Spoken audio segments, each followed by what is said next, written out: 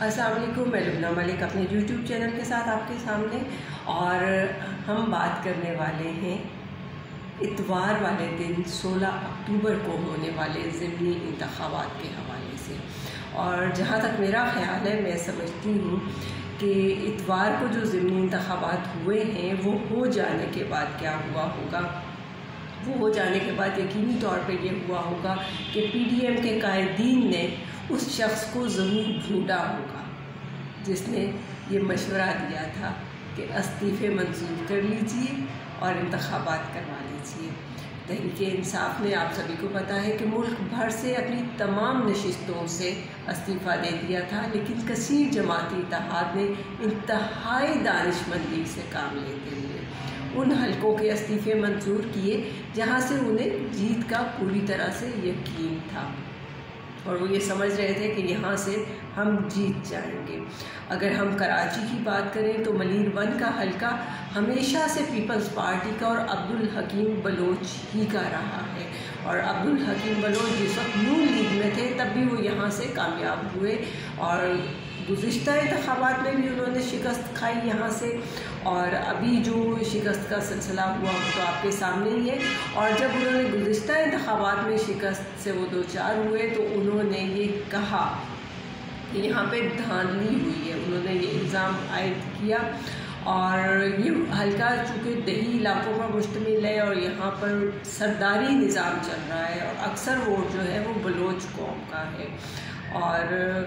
Peoples party کے حق میں دستبردار ہوئے یا نہ ہوئے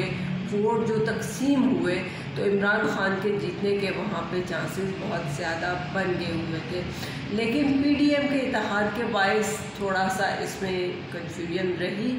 لیکن یہ ایک مسلمہ حقیقت ہے کہ ملیر 2 کو تو ایم کیو ایم کا گڑھ تصور کیا جاتا ہے، ساتھ ساتھ اس حلقے کے بارے میں بھی یہی بات ہے، اور آپ یہ دیکھیں کہ ملک کے دیگر علاقوں کی طرح ایک اس حلقے کا بھی انتخاب کیا گیا جس کے بارے میں وہ لوگ یہ سمجھ رہے تھے، ہماری وفاقی حکومت کے وزراء اور ہمارے وزیر اعظم صاحب شاید اس گمان میں تھے کہ یہاں سے ہر طور ہم جیت جائیں گے، لیکن ایسا نہ ہوا، اور پی ڈی ایم کی جانب سے استعفوں کی منظوری کے بعد تحریک انصاف کی ایک میٹنگ ہوئی جس میں پرویز خٹک صاحب نے یہ مشورہ دیا کہ تمام نشستوں سے،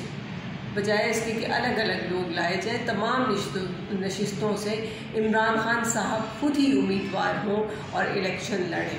اور ذرائع کا کہنا ہے کہ اسی میٹنگ میں شاہ محمود قریشی کا بھی یہ کہنا تھا کہ ملتان سے گدی نشین ہی گدی نشینی کر سکتا ہے، لہٰذا ٹکٹ ان کے خاندان کو دیا جائے تاکہ گدی نشین کا مقابلہ گدی نشین سے ہی ہو۔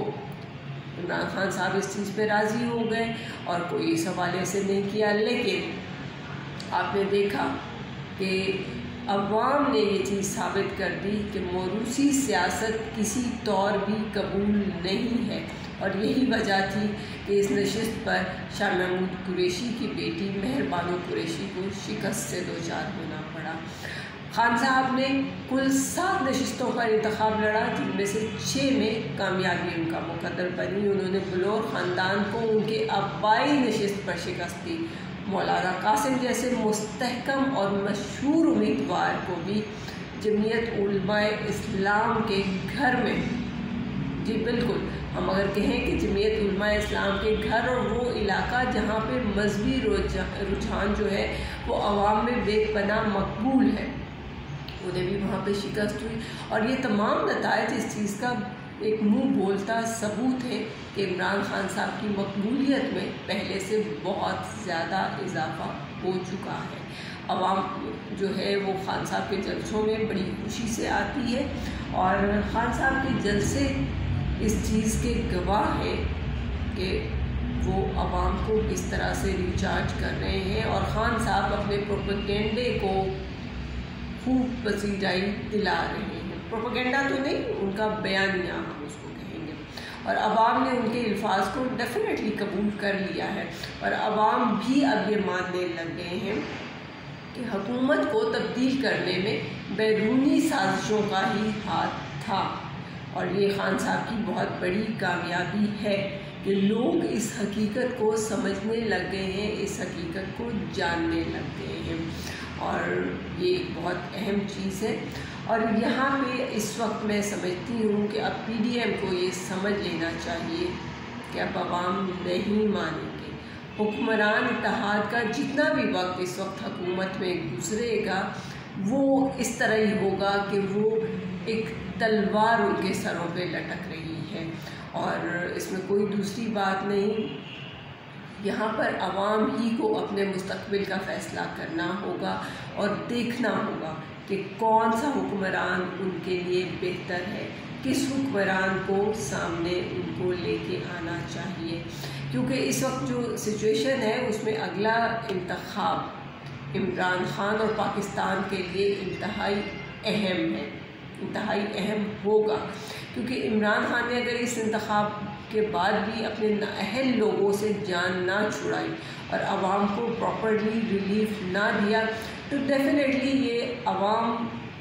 سب چیزیں جان چکی ہے، سمجھ چکی ہے۔ تو جو حشر اب کی حکومتوں کا ہوا ہے، اللہ نہ کرے کہ وہ خان صاحب اور ان کی ٹیم کے ساتھ بھی اسی طرح کا سلسلہ روا رہے۔ یہاں پر ایک اہم چیز ہے کہ کرسی کی چاہت اگر پی ڈی ایم کی جماعتوں کے دل میں بسی رہی تو وہ اس چیز سے گریز کریں گے کہ انتخابات ہوں، وہ انتخابات کا راستہ ہی اختیار نہیں کریں گے، جس کے بعد یہ امکان قوی ہے کہ خان صاحب ایک بار پھر مارچ کا اعلان کر دیں، اور یہ اعلان کسی صورت پہ بھی ملکی مفاد کا حصہ تو میں نہیں سمجھتی کہ ہو سکتا ہے۔ لہٰذا میرے خیال میں تو سیاسی جماعتوں کو اب حالات کا جائزہ لیتے ہوئے پاکستان کی بہتری کے لیے ایک بہتر فیصلہ کر لینا چاہیے، تاکہ پاکستان مستحکم ہو، مضبوط ہو، اور اپنی عوام کے لیے ہم ایک بہتر ریلیف اور بہتری کی صورتحال پیدا کر سکیں۔ پاکستان زندہ باد، پاکستانی قوم پائندہ باد۔